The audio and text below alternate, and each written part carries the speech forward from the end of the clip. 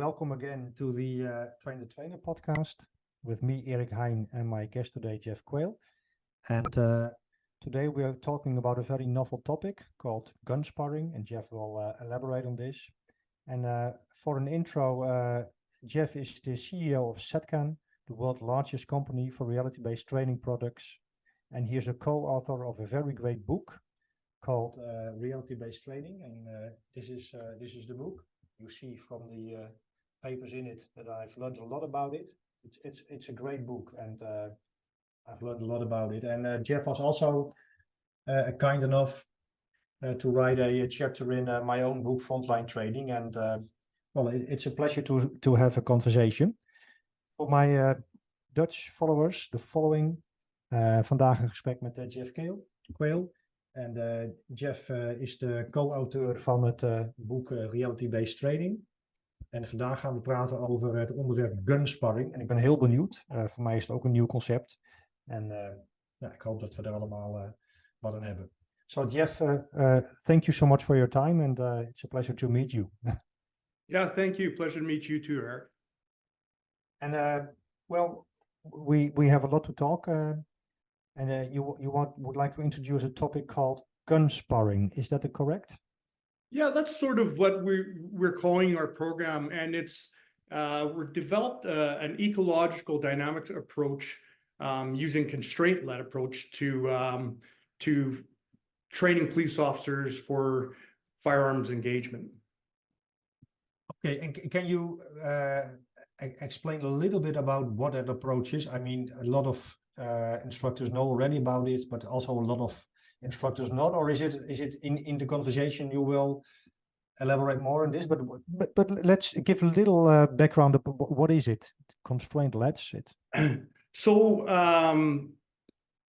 I guess before we get too much in depth, let's just sort of globally look at two different methodologies in comparison to each other. So currently for firearms training, there's a strong information processing methodology utilized. And in that methodology, we're very concerned with what's going on inside the person's head.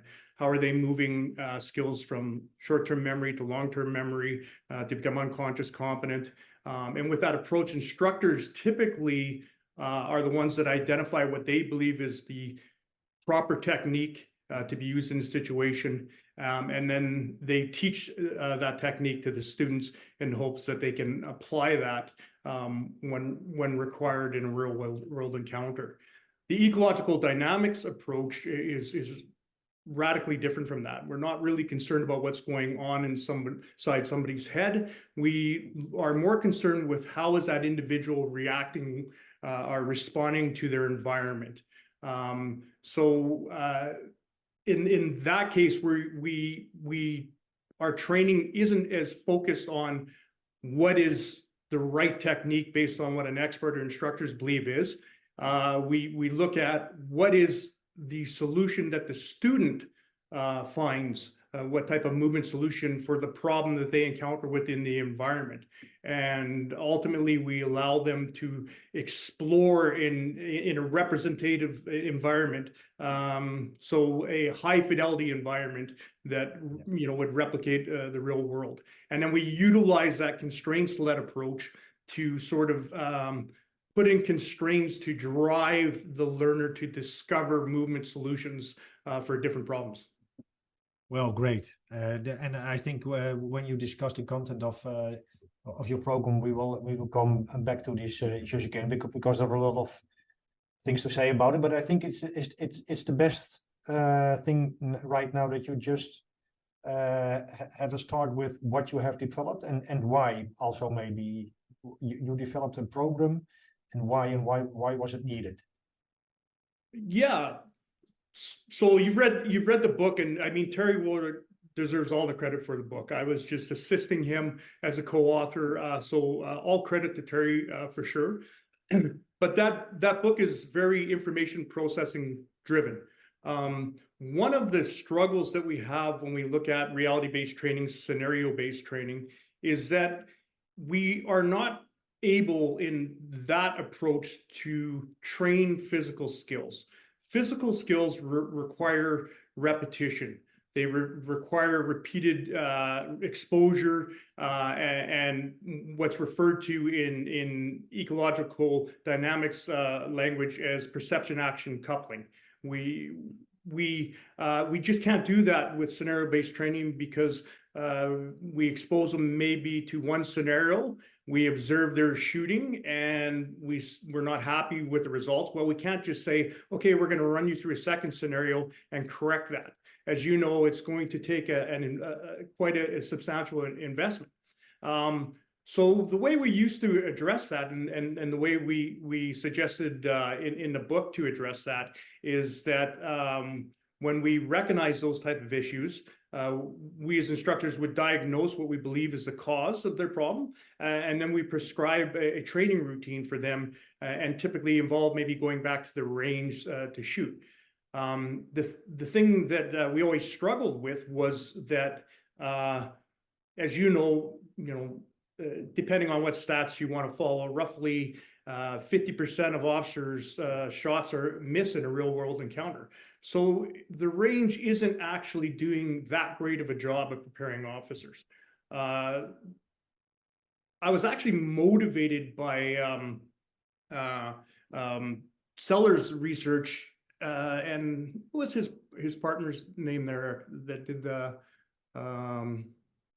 trying to remember the name here. Sorry, this thing's just not. Let's take a look. I think I have a Steller and Connor in 2020. I think it was called Police Training Revisited. They really forward this idea of ecological approach, and that really is what sparked the interest, to be honest, where it came from. And so we started looking at, geez, the reason that this approach didn't exist, 30 years ago is because there was no non-lethal training ammunition, no stress vests. There was no equipment available to allow. I mean, we could do force on force with live firearms, but we're only going to be able to do it once, right? So with the advent of this new equipment, and when we developed the stress vest, we actually developed it with the ability to have constraints. So we actually have templates so that we could shrink the area where activation could occur on the panels, making it more and more difficult and demanding more and more accuracy from the student. So that's sort of what drove us to start exploring this. And then we looked into it and we couldn't really find any programs that existed. So our starting point is we got to build it. And that's sort of where, that's how we arrived at an ecological approach. But I can tell you that the first struggle, and I'm sure a lot of people, your instructors have looked into this, is the lexicon, the language of ecological dynamics. Yes. Yeah. It's very difficult. It's non-intuitive. The example that's always given, I know Rob Gray, who has some excellent books on this, always uses the word degeneracy. And so if you ask most your trainers, well, what does that mean? Their mind will probably go to a degenerate individual, they have no character. Especially police officers. Yeah, exactly. And if you say degeneracy, they probably think, well, it's the behavior of somebody that's doing that. But in the ecological dynamics approach, it actually refers to the ability to have multiple movement solution that will result in this or ends up with the same result. So for example, from a shooting perspective, you can shoot one-handed, two-handed, isosceles, on the ground, on your knees, running. So the movements patterns are different, but you can still hit your target with your weapon. That language can cause problems. And so I guess it also, a lot of people say, well, then why are we using it? And because it is important, because it's very descriptive of what we're trying to do. The example I give to police officers is, if we think of two individuals that killed someone, and we said one was a homicide and one was manslaughter. Well, they both are describing killing, but they have radically different meanings to what happened there. So there is some important to this. We don't, when we teach, we run students through this, we're not as worried about it, but on the instructor course, they will have to learn this new language. Yeah. Strangely enough, it's a little bit a side note, but how I came onto this approach, 25 years ago, I think 25 years, a friend of mine wrote a book, Judo as a Game. It was a little book in Holland, and he talked about just playing judo instead of instructing techniques. And it was not really adopted in the judo world, but because we just went through the techniques, and later on teaching games for understanding came on the forefront, because in physical education we had a problem that children didn't like it, all those isolated techniques. They wanted to play.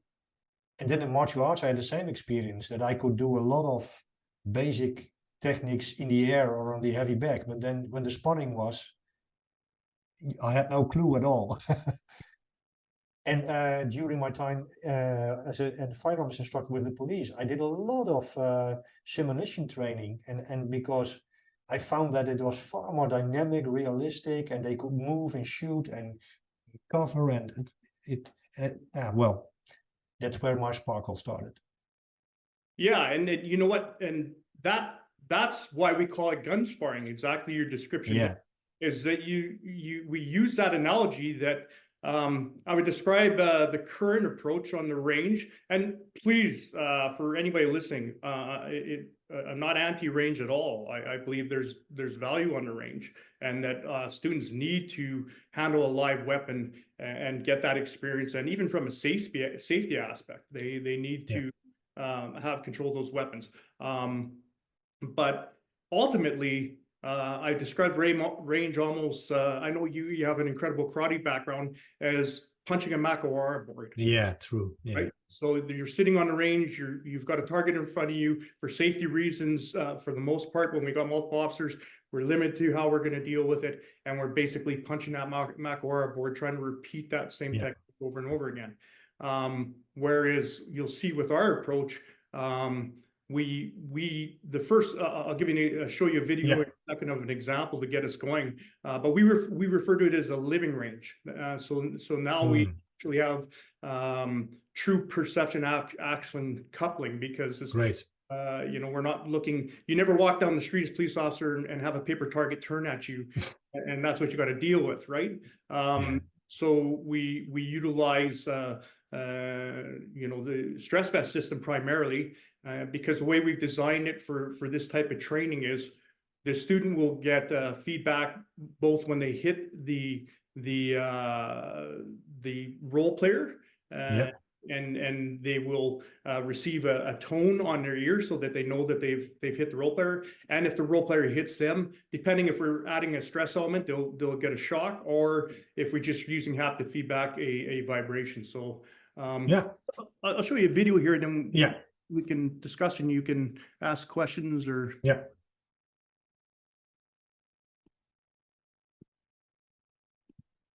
So this would be an example of the what we call the living range drill.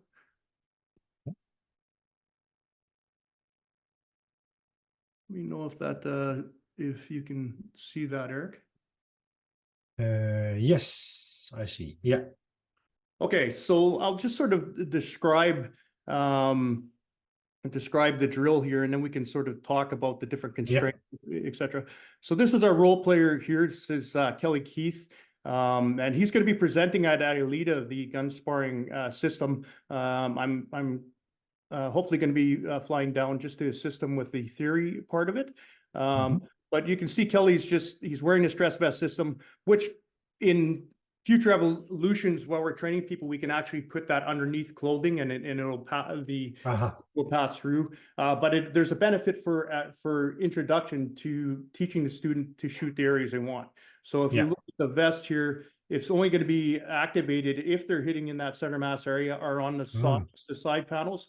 And the hat he's wearing actually has sensors that reflect off the face. So if they take a face shot, that'll register also. Starting behind a mat so they can't see him. You'll see at the end of the video, we take a view from the other side. And he's going to present himself, and I'll play this here so you can sort of watch its living range drills. Live. Sure, drop down. Right.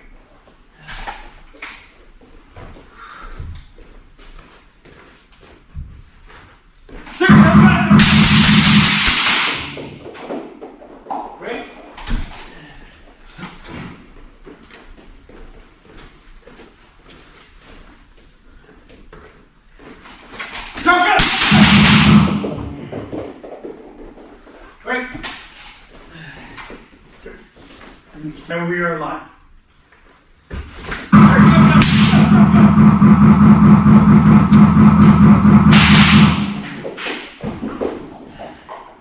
And break. And this is a view from the student's perspective. Yeah.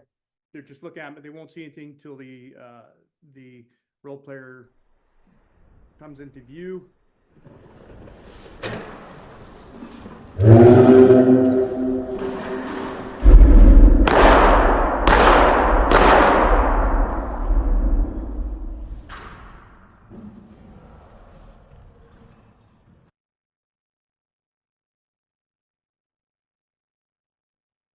Yeah, great. Yeah. I guess at this point we could sort of discuss that constraints-led approach. I think Yeah. a lot of people, they are using some constraints in training, but they're not actually using a constraint-led approach. And there is difference. The example I always say is just because you're doing karate in an octagon doesn't mean you're preparing for more MMA. Yeah, true. Right. So there's an actual approach that needs to be used. So Newell identified 3 individual constraints that we're concerned with. So the first is individual constraints. Yeah. And I guess I should use a different word, not to cause confusion here. But individual constraints describes things such as how tall is a person, how strong is a person, what is their cardiovascular like, what is their stress tolerance like, how long are their arms, how long are their legs, unique aspects that are constraints only for that specific individual, and that can vary from person to person. Yeah, yeah. So, for example, a very simple one would be myself. I'm left eye dominant and right-handed. So where I position my weapon when I need to sight will be slightly different than somebody that is right hand dominant, right eye dominant. And we have to sort of accept those constraints. Yes. Some of those constraints can be manipulated. We can do actions to increase our strength, our endurance. Some can't. You know, once we're fully grown, that's probably as tall as we're going to be. And some constraints can occur, can change instantaneously. So I might slip on the ice and hurt my leg, and now I can't run like I could before. Or in a situation, I may get shot in one arm, and now I have that constraint that I have to deal with. So that's individual constraints. Task constraints are primarily what we manipulate as coaches, and I prefer to use the term coach here instead of instructor, because we're truly focusing on designing the practice for the students and allowing them to come up with movement solutions. We're not telling them what we want them to do. And task constraints. So if we looked at that video that you just saw, some of the task constraints do exist in directions that we've given to the students. So one is that the drill begins when you see the role player come around. Two is we don't want you to draw your weapon until you believe you'd be justified. You see threat cues that that would be appropriate. And 3 is not to shoot until you'd be justified. And finally, stop shooting when you believe the threat no longer exists. So those are directions. What we'd never do, though, or what we don't want to do is say, hey, we want you to, if he comes out to the left, we want you to move to the right. If he comes out to the right, we want you to move to the left. And the way that that we sort of look at it is, if we're telling somebody's brain, like putting almost a map or a pattern in that person's brain, it's probably the wrong approach, because now that's where their brain is thinking, okay, I'm thinking I have to move left. So there's no true perception action coupling occurring, because we've told them which way to go. But when we tell them shoot when you're justified, they're doing that based off what they're perceiving. So we're not interfering with that part. With task constraints, we also utilize a stress vest. So as I described, they can only hit certain areas. They're constrained to those areas when they're performing. And again, we can shrink those areas down, putting templates inside of the vest. So they're adjustable. And then we tell them they're constrained to the mat. You saw that one drill where the individual almost ran around the whole mat area to get away, and that's completely acceptable. And also you saw there was a stoppage that occurred. Clear your stoppage. We don't stop action. It's that sort of interleaving idea that no, all these things are going to happen, and work your way through it, and then we reset once the goal has been reached. And are there tipping points in this? By this I mean it's where I struggle with. For example,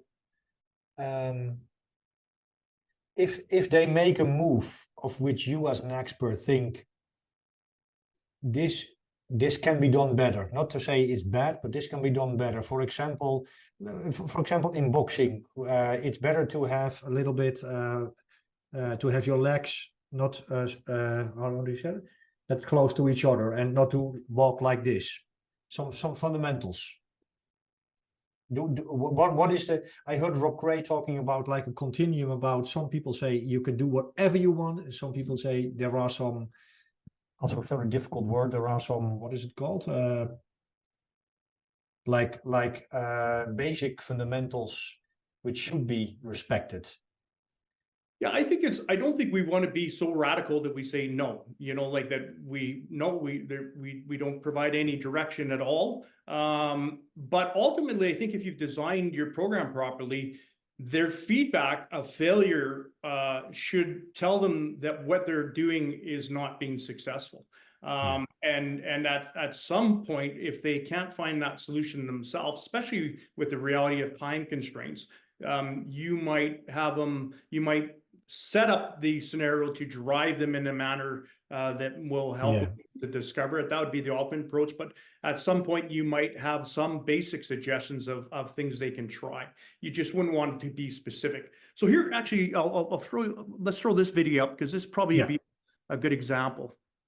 Same drill, but there we go. The feedback is in the drill itself also, eh? Because if you walk straight toward the opponent, you get hit. So you know already that's not the best way. Is that what you're saying also?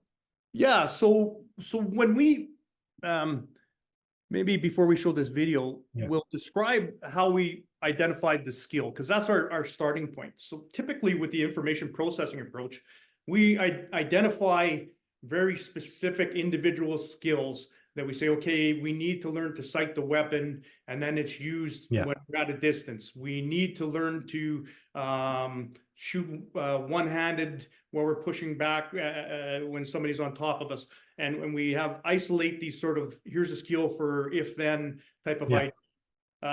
When we use the ecological dynamics approach, we're more interested in a global skill, because we're looking at the representative environment as a whole. So when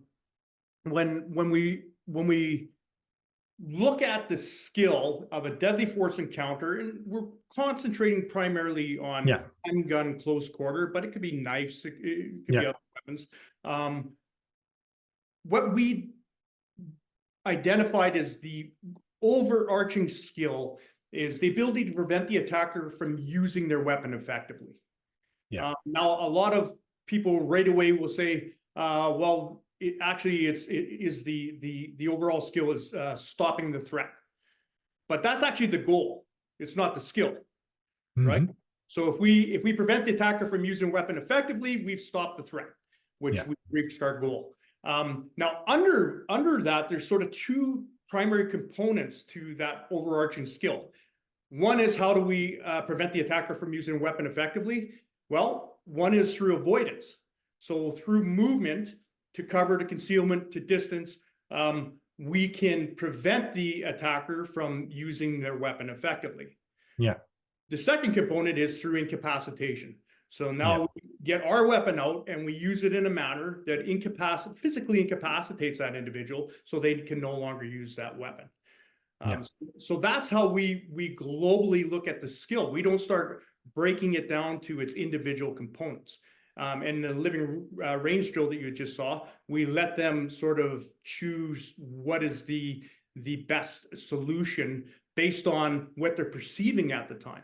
So I'm going to bring this one up here. And this is probably a really good example where, let's watch the performance of this officer here.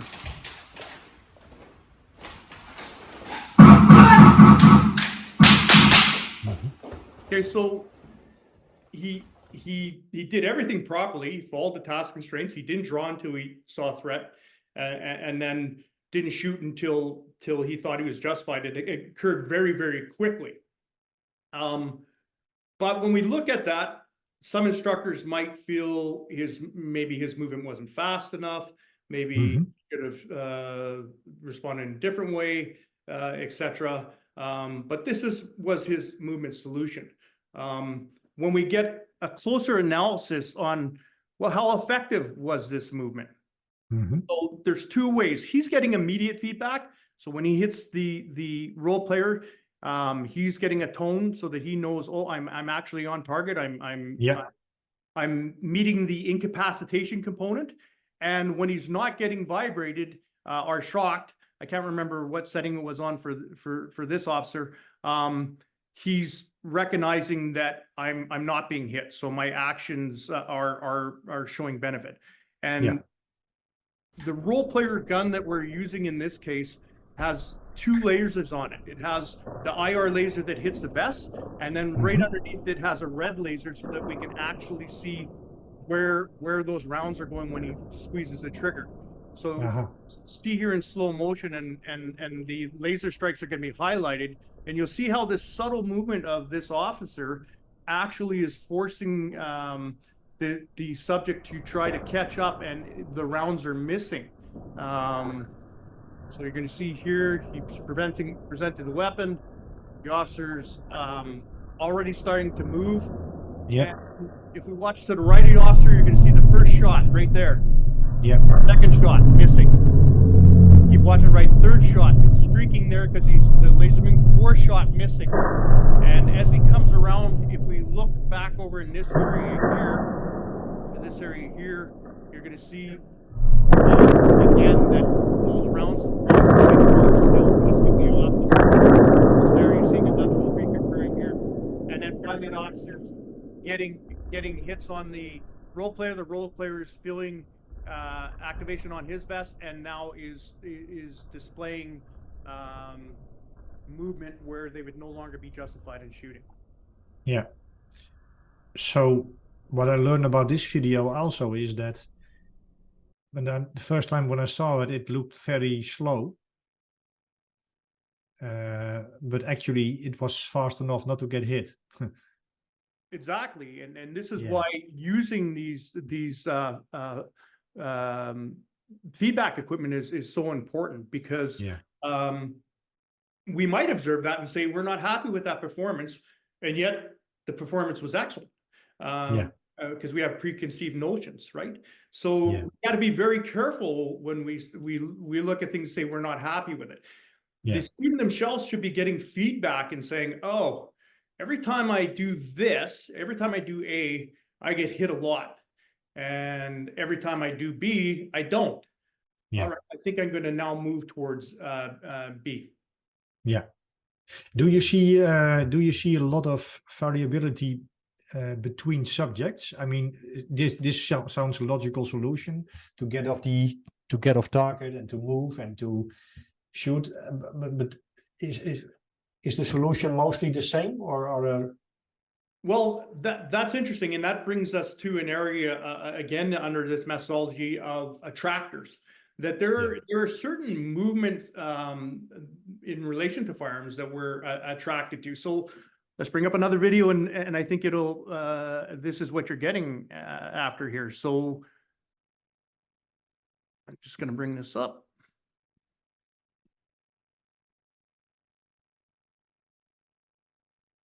Here we're going to see and then I'll show a real world example. what attractors are sort of movement patterns that are preferred by individuals. And the reason it's important that we can identify these is because it might be something that we want to explore. How do we break that attractor? Not because it's effective, but maybe because what if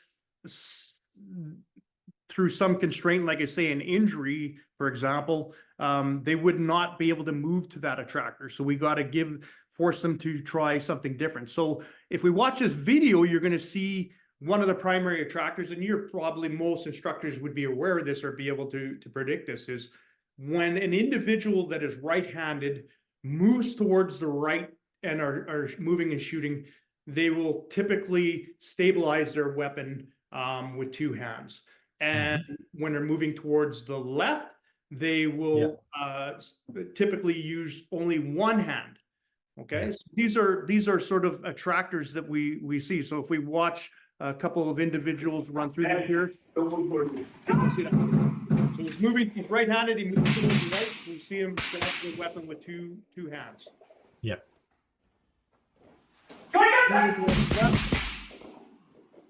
One hand. Yeah. Hey, please.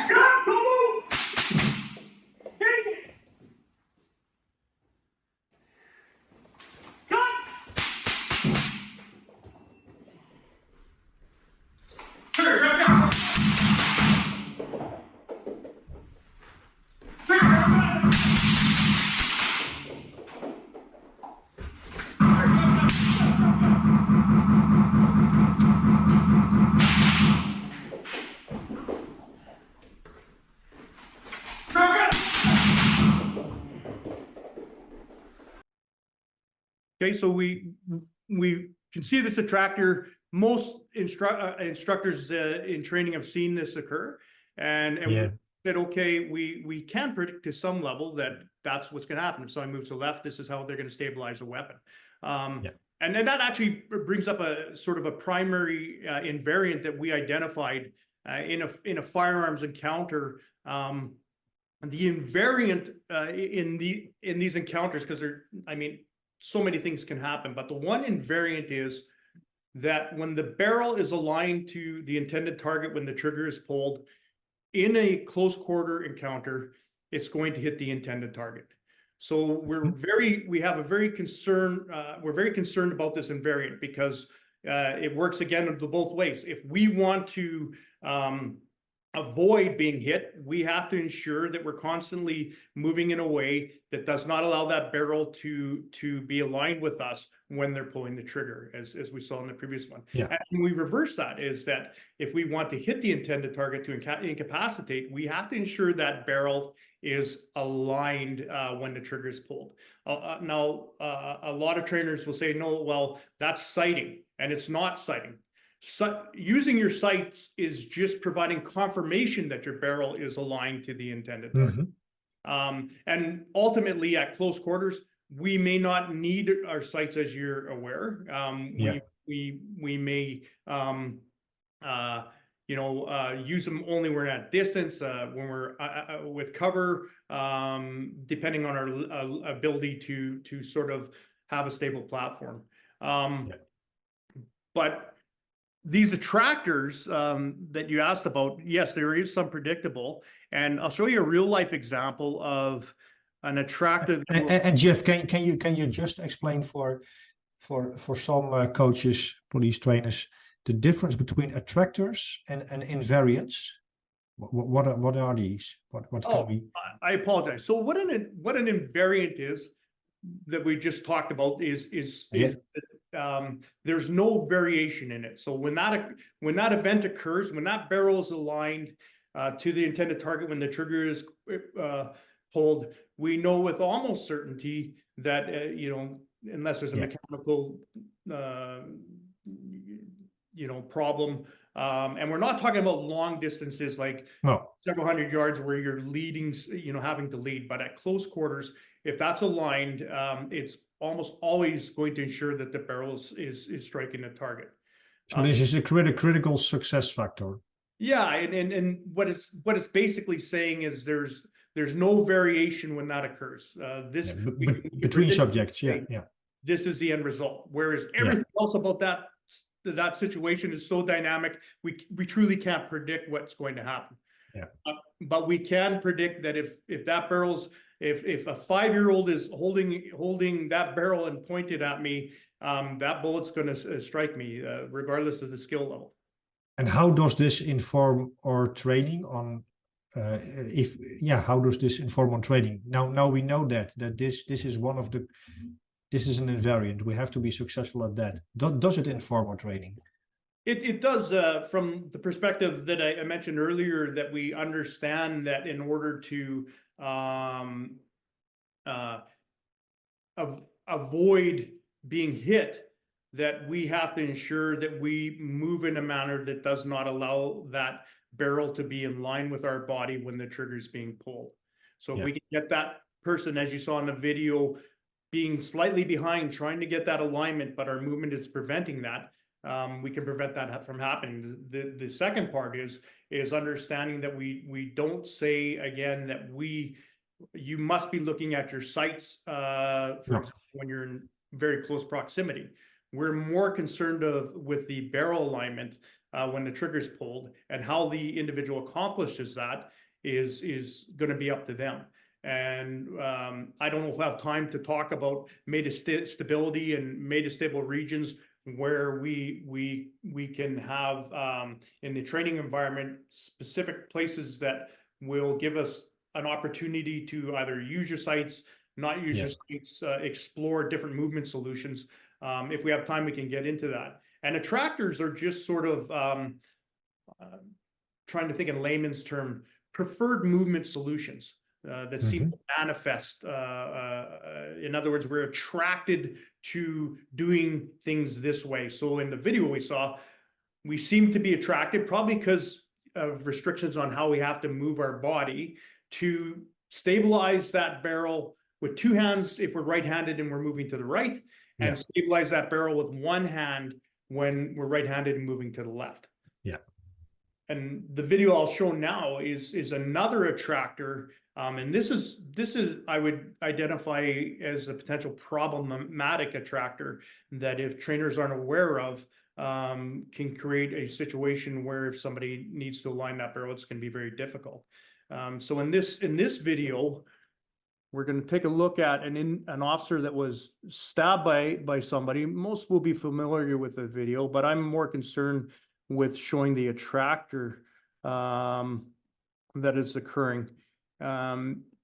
So bring this up. So he's been stabbed by an individual, and that individual is now running away through a park, and he's going to put two hands on his weapon while he's running. And what we're going to see is what happens when somebody uses this. Now, I don't know this officer's background. I don't know what training, but it would highly suggest that he's probably spent so much time on the range using two hands and never ran with his gun and tried to stabilize his gun. So let's watch what happens here.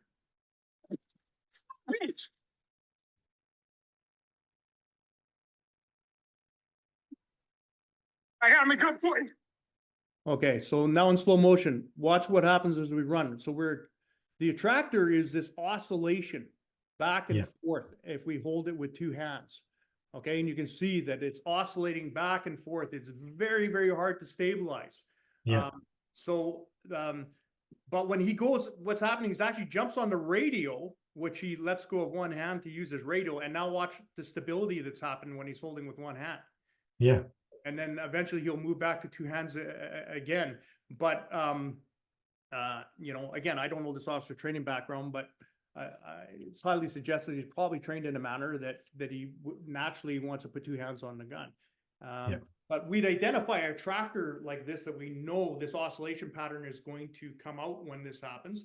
And especially in this situation, unlike the other ones, we might say, if that officer needed to shoot, is this the best way for this to happen? And we might look at how, again, how do we break these attractors to force individuals to explore different movement solutions? And in some cases, they might find the only way to stabilize is to slow down or to stop. But they need to to be able to learn when is that the appropriate response. And in training, we can do that several ways. We can tie the arm up or use Tim Pierce's AE fire device where it will actually like shock and freeze up the limb is another good way that we would force them to break the attractor of using two hands and explore other movement solutions. In traditional training, from the information-based approach, for example, there is a lot of emphasis on reps, on repetition. Do you have any suggestions or experience? Is it the same with this kind of training? Although you get in an ecological situation and you find your solutions, but do you have to do it 5 times, 10 times, or do you know? So there's a huge emphasis on repetition, right? That's the only way we can really develop physical skills. However, we sort of use that Nikolai Bernstein approach of, he calls repetition without repetition. I prefer to call it repetition without repeating. It's a little more clear for myself, but I'm simple. So with the idea being that if we look at the living range drill that I showed you earlier, we're always reaching the same results, so that when there's a deadly force threat, the individual is taking actions to avoid it, and they're taking actions to incapacitate. And when there's no longer a threat present, they reach their goal and we reset. But how they're achieving that changed in every single time they reset. And the role player changed how that weapon was presented. Sometimes he had it in his belt, sometimes they had it in his back, sometimes they had it in his hand, sometimes it was presented already. And so it's constantly changing. The movement patterns, the response patterns that we saw differed also.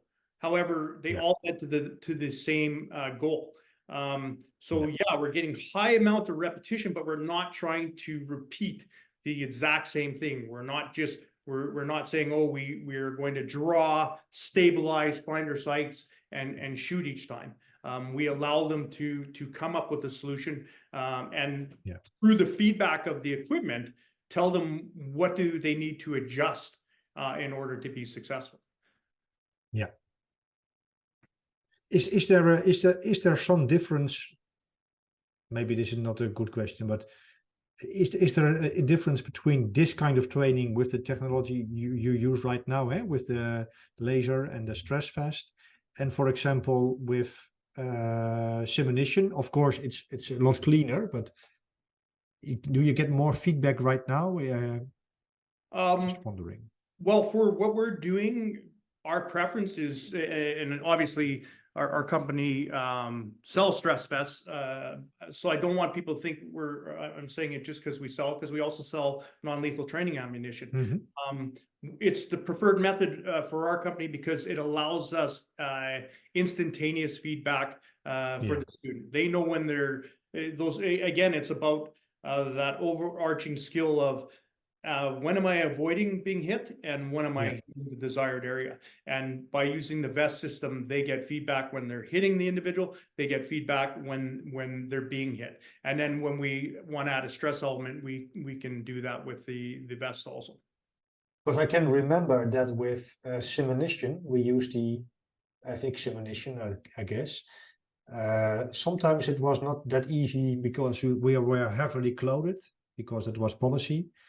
And I was not always sure if I was hit at all, and maybe this is better solution, because there is no doubt about it. You get the sign, isn't it? Yeah, I think that for what we're doing, this is our preferred solution. Yeah.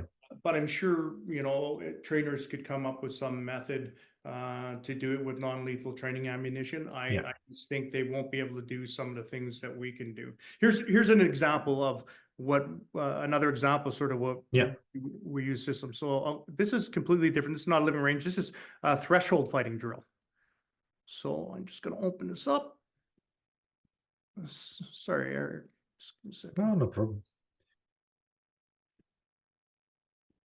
We have to deal with technology.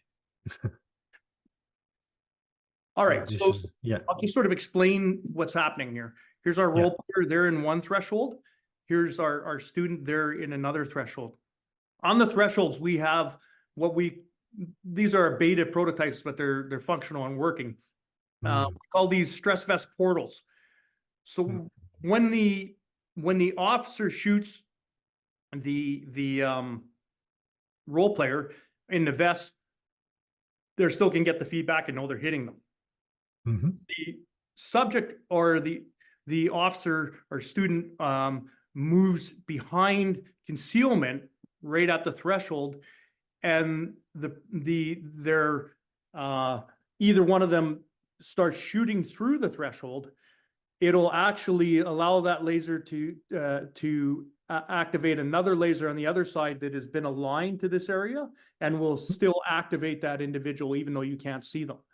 Because we talked about, like, one of the if we look at other approaches, one of the limitations of other approaches is it can create a lot of training scars, especially with training, where the individual disappears, so they stop shooting and they wait for them to shoot, or they themselves hide behind concealment where they're actually still vulnerable and reappear. So let's watch this.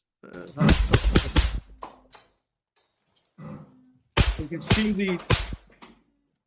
see there that they shot through the wall and the gun was dropped because, in this case here, the officer just got hit, so he actually changed position, shoots through the wall again, and it activated the role player, and they get feedback on that. And so now we're really forcing them to understand dangers and how do they need to move. Do they need to penetrate? Do they move back? And we encourage them to explore multiple solutions. And again, it should be driven by their success or failures.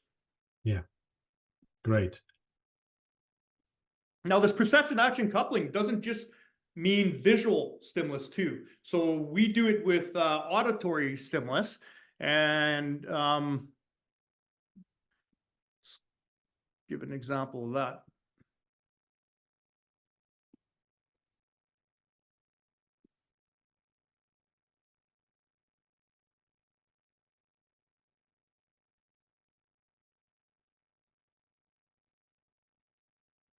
So I see another great thing about this system is that you don't need all those protections from the face and so on. Sorry, say that again? I think another great thing is that you don't need the face protection. So you can just see the person like a person. Yeah, that's very important for us. If you're using blank fire, you still have to wear eye pro. Yeah. But it's very important because when communication, when we look at visual anchoring, what we found is that the face is the visual anchor for police officers. So when we use an eye tracker, and we could, if you want, I don't know how much time we have, but we can show you a video of that. But basically, we visually anchor on a person's face. We get a lot of information as humans from a person's face. Yeah. So we need the ability to do that, and for communication, etc. So I agree. In this drill, what we're doing is you're going to see that we've set up movement patterns where we have one officer moving laterally left and right, one going forward and backwards, another's on the ground and rolling from stomach to back, and then another's on the stairs. And we're using Tim Richardson's gunshot blocks, just amazing, with a key. And each time that they hear gunshot, they're to draw their weapon, regardless of where they are in their movement pattern. We want to condition them that, you know, if you and I were working together and we arrived at a call and we hear gunshots, we want to get firearms readiness right away while we're trying to move to cover, you know, get on the radio, whatever we need to do to deal with that. But we want to have firearms readiness. So this perception action coupling is not just always visual perception. It could be auditory. Yeah, great. Yeah. Let's take a look.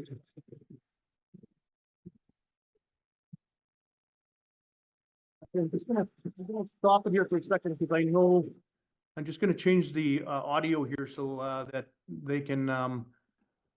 Otherwise, I don't think you'll be able to hear the gunshots. So I'm just going to change that so that you'll be able to hear.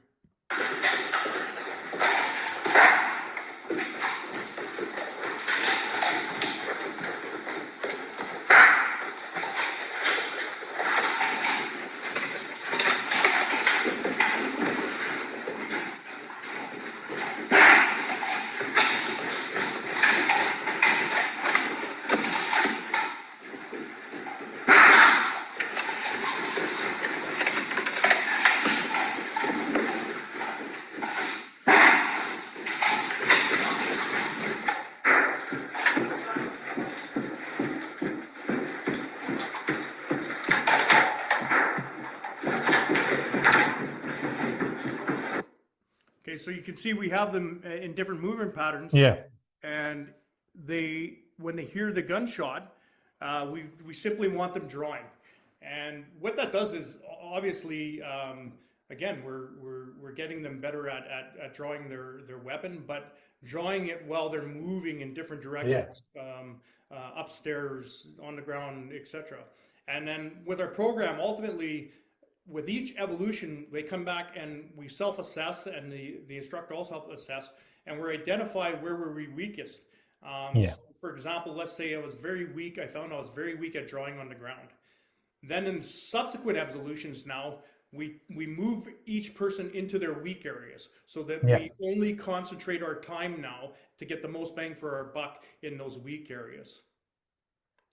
Well, I have a lot of questions, but to go into this last one is, what does this mean For instructors? And what I mean by that,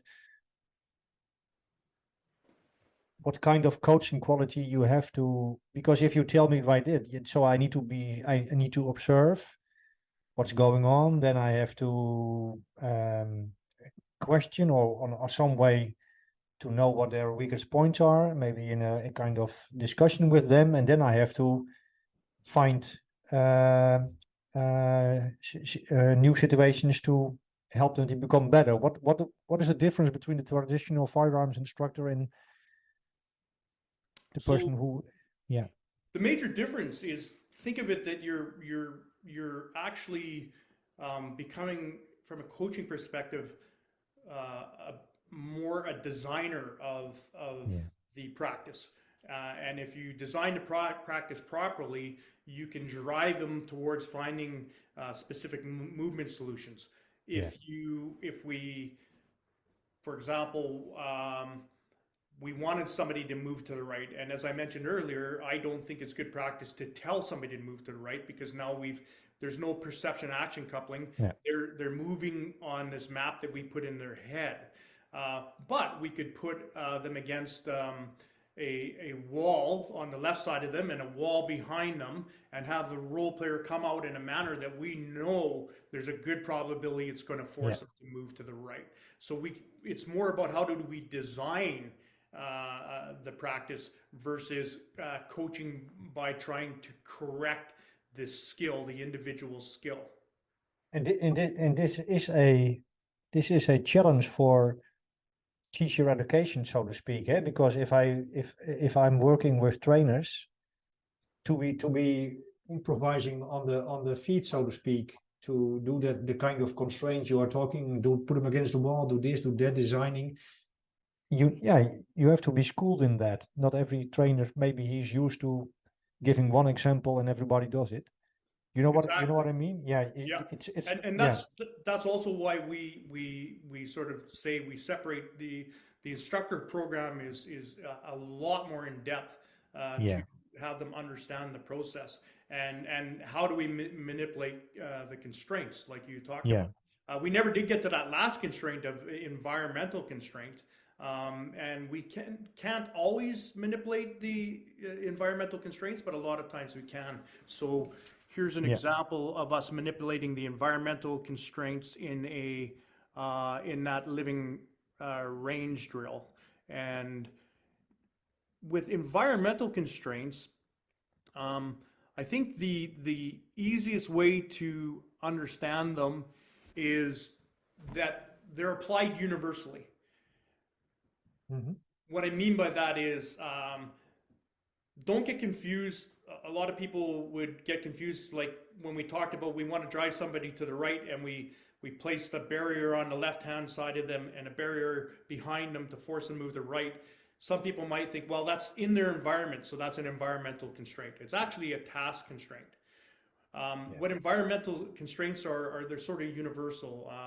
So I'm just thinking here, if we imagine we're in a gym and we've got 3 tables set up in the gym, one in the middle and one on either end. We've got 2 people at each table. One table they're playing checkers, one playing table they're in the middle they're playing chess, and the last they're playing backgammon.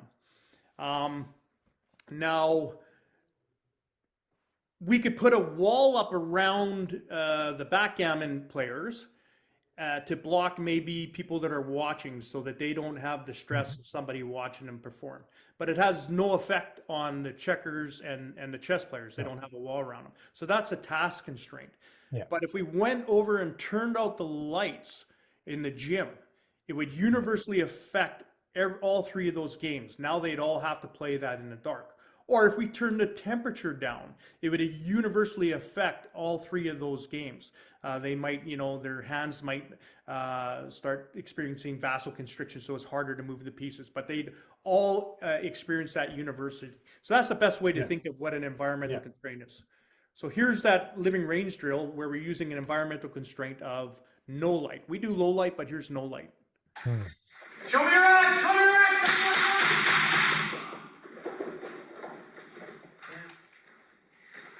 Show me your hand! Show me your hand! Show me your hand! So you can see nothing changes in terms of a lot of the task constraints there, other than they now can use an underlight if they're using it, or they can use a flashlight if they're using it in whatever way they want to. But we've added that environmental constraint of no light in that condition. Yeah. So, for the first time, I realized that the guns make real sounds. Yeah, sorry. Because of the audio quality, I have to turn it on and off to be able to capture the gun sounds. So yes, in every single one of those videos you saw, those guns are making sounds all the time. Ah, great. Because, okay, that's good. Yeah, that's nice. And from a designer perspective, Jeff, it's a more broader question, but let's keep it small in the first place. You as a designer of this training, but maybe also if you use this material in your department, how do you design constraints? And by that I mean, do you base it on real life data? So for example, in Holland, there seems to be a gap between what we teach and what happens on the street, because there is not so much research on what happens in the street. Now, Wendy Dorrestein and my colleague Jaap Timmer have done a good job about what is really happening on the street. So, for example, if 85% of the time it's dark, I can imagine you use that constraint. But how do you as a designer, how do you get informed about what constraints are important in training? What is your... Exactly what you just described.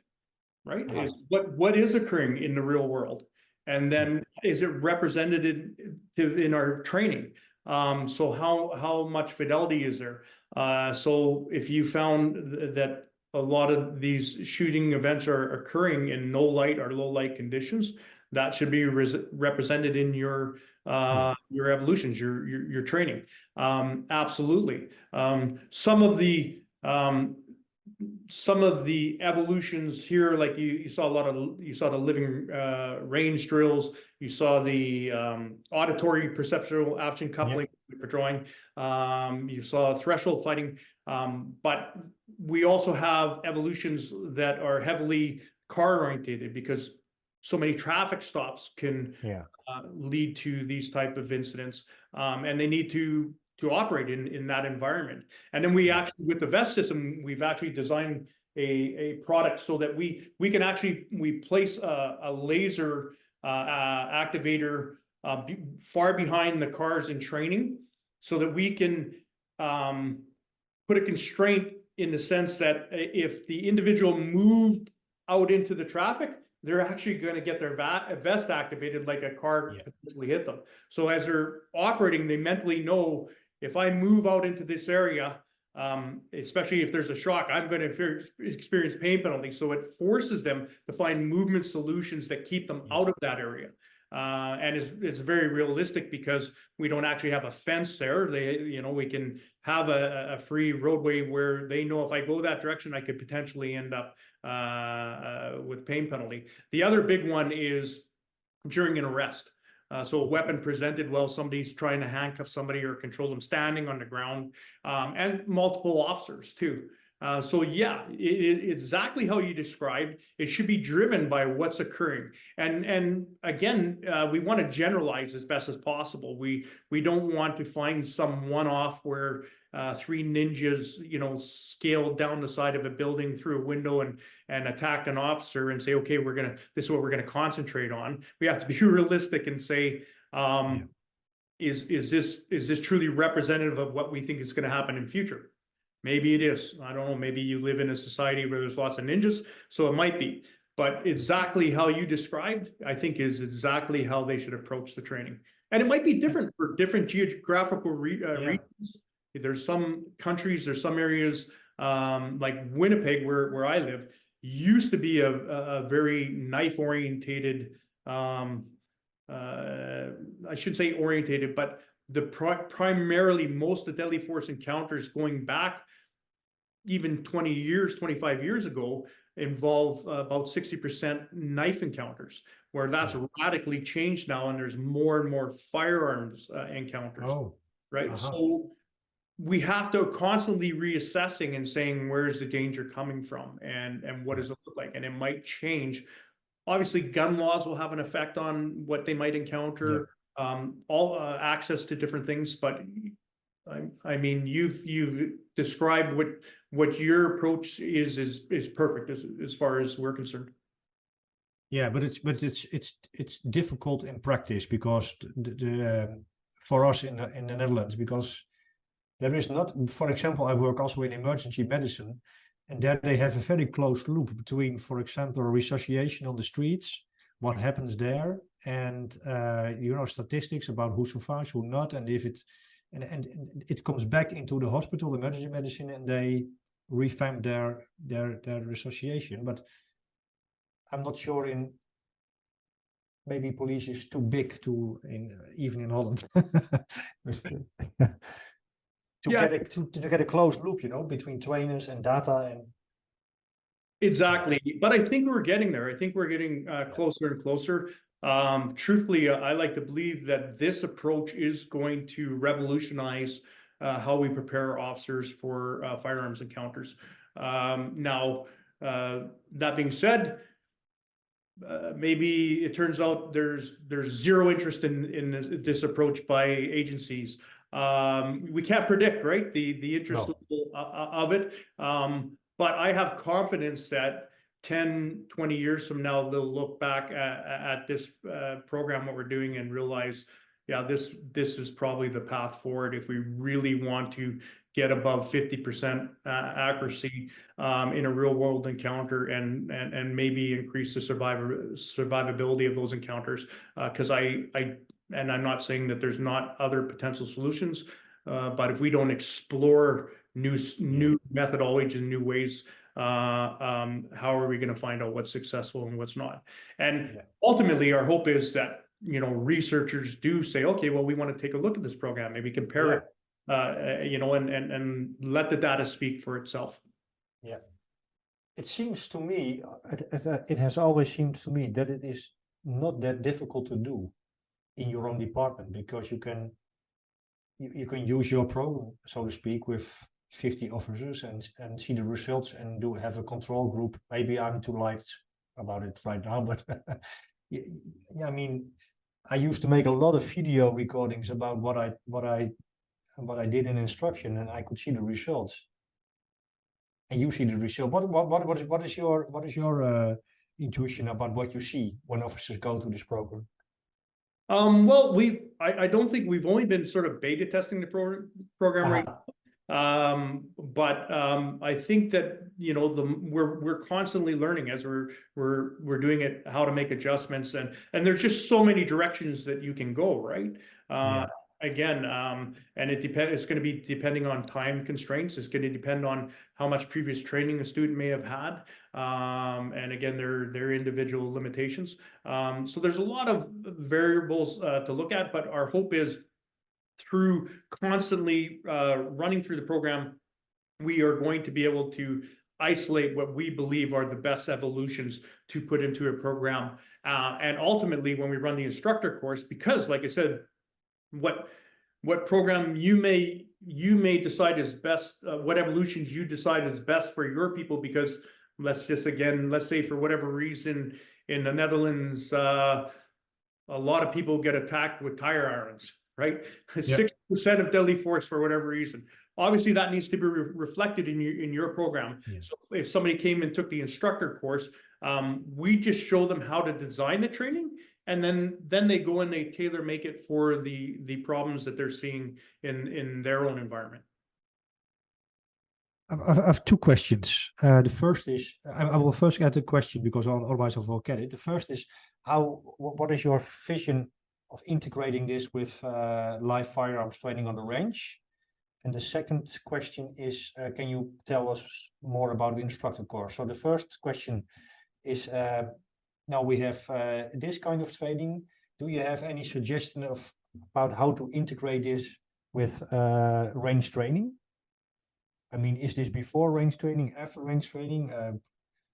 I think it's going to be a long ways till we could have a program that would stand on its own.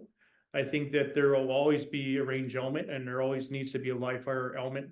We need to handle live fire weapons. Not only for safety, right? Like when you're on a range with a live fire weapon, there are real consequences to reaching safety. When you're training with training weapons, those consequences aren't as catastrophic. So it's very important. I personally would like to see some basics on the range, especially from a safety perspective, and exposure to the rapport and recoil of a real weapon to sort of inoculate the person to what that feels like, tastes like, etc. But I believe, think of it from the perspective of hitting a heavy bag and sparring.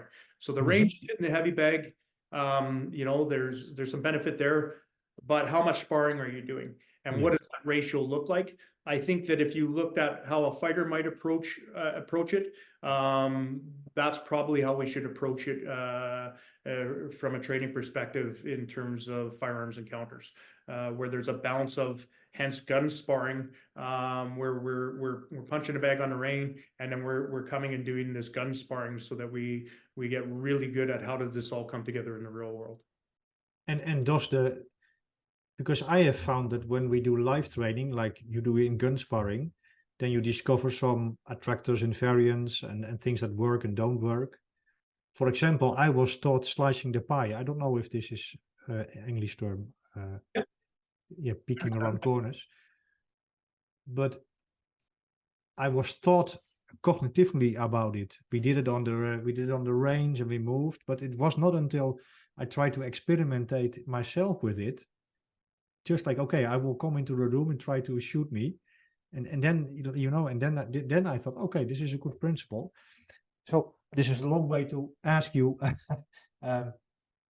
if we discover some good solutions and good ways of handling the weapon in the gun sparring, does that inform range training also? Should it?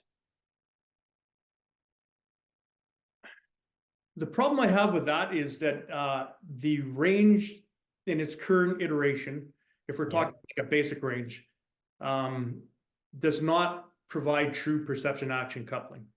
So you're not actually perceiving anything. You're not coupling your movements to any sort of perception that is realistic. A target, like we discussed, is not realistic of the criterion environment that you're going to have to perform it. So I would say no. Can it be done on a range? Sure. But do I think you'll get as much benefit from doing it using the stress vest system, where if you move in a manner that exposes you get hit and you realize, ooh, I obviously didn't do that correct. Or you move in a manner where you can hit that individual and they can't hit you, and then you go, okay, I've got something here, and they start understanding it, and they'll play again. And how you might set that up is a force them to play, and then you'll find, as when you cut the pie, the person that's further away from the edge that's being cut is in the advantage, regardless of who that is, right? And Yeah. you only discover that from playing and moving. And some environments you can look and realize, geez, I'm cutting the pie into a gym and I'm in a narrow hallway. I could be at a disadvantage depending on where the subject is located. So maybe I'll adjust my height while I'm doing it so that their anticipation of where I might be will be in a different place. I don't know, but you know, it can. Okay. Yeah. And the other way around. So, for example, from live firearms training, we know that we don't want to have the finger on the, what is it in the Trigger. on the trigger? Yeah. So is this the same in gun training? If somebody does that, yeah, I think nothing should, intervention. any safety practices need to be observed and should be a constraint in that training. So Yeah. the instructor needs to be watching for those things. Obviously, safety first, and then there's transfer of safety to the real world, such as indexing and taking finger off trigger till you're ready to shoot.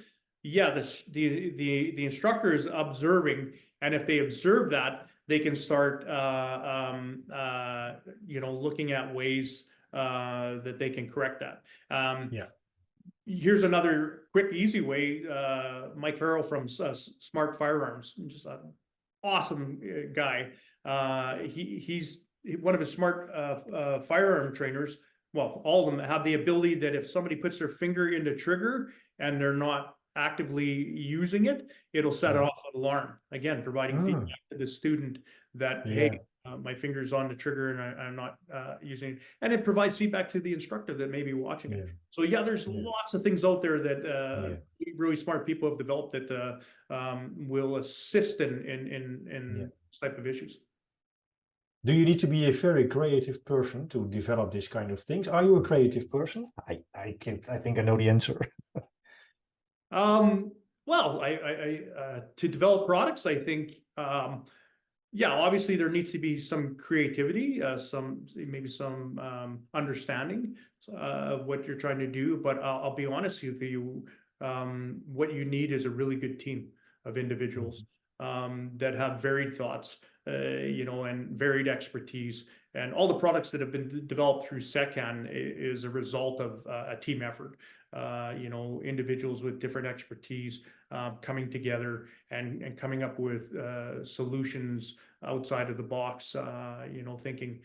So I think, yes, creativity is important, but I think having an excellent team is more important. Yeah. Well, about the instructor's course, you have already developed the instructor's course, or are you designing? We haven't finalized it yet, because where we want to get it to is having what we believe would be a good sampling of our own evolutions, even though they might not be the perfect fit. So once we have that in place, then like the theory side of things is good to go. We already, you know, we have all the we've identified made stable regions within the training environment. We didn't get into that, but we don't need to. We've identified, as you saw, like attractors. We've identified the invariants. We've done all the legwork that we need to set the instructor up for success. All that theory part is done, and now it's just finalizing the evolution. You know, here's the living range. Here's threshold training. Here's how we do vehicle training. Here's how we do when a weapons comes out in arrest, and setting sort of all these evolutions up. Primarily as it can be a standalone course that can be used if they're happy with it, or now that they understand how would they add an evolution or take away one that they feel they don't need for their people. And what is your vision and mission for this course and the content, of course? Is this a 2024 project for this year to roll out? And we're going to be launching or giving our business, I guess, the first sort of out of the box presentation, if you will. Yourself. But Kelly Keith is going to be presenting this at ILEDA this year in March. And he's asked if I'd come and help out with the theory portion of it, so I'll probably be down there doing that. I'll be at SHOT Show the end of this month. And anybody that's there, please drop by the Stress Vest booth. I won't always be there. We've got tons of meetings and stuff, but anybody that wants to talk training, give input or feedback or thoughts, please come up. I mean, again, this idea of a team, more brains are better than one. Please stop by, see the equipment if they want to see the equipment. But our goal is to have this thing running this year. This year, yeah. 24, yeah. And are these live courses, or is there something online also? What is your... At this point, I don't know if we could do it online. I guess potentially at some point it could be looked at that. I just don't know if it would be as effective than being hands-on. And certainly depending on the type of equipment that's being used, you know, they're going to need to understand some of it is not intuitive. Yeah. Some random questions left, if it's possible. Sure. How does what is the question? The question is, there seems to be a little bit more research into law enforcement training and law enforcement training and weapon use. For example, the research by Force Science Institute. I talked with Dr. Lewinsky about, for example, the startle response in firearms draw and so on and so on. What do you make of it, of all this research, and how do you, what do you do with it, and how do you, I think it's amazing. I think all this research is coming in from everywhere. Yeah. You know, is just excellent and should be driving training. I think we do have to be very careful about our interpretation of some of the research that's being done. Personally, you know, my background's in applied psychology, so I'm always interested in the application. Hence, you know, designing these type of programs, etc. But I think I know that you also would like to discuss in the future how we sort of came up with our edge weapon program. Yeah, and sort of how did we identify, you know, what is the natural response when we don't somebody's about to attack, and you know, we see a lot of things that are mirrored in that research, like the idea that, you know, there's different, we don't just flinch one way. We flinch in different ways, and you know, and that can vary on what it is we're perceiving that can change the flinch. And we have different metastable regions that will change how we flinch. We sort of identified those two, but we can discuss that in the future. Great.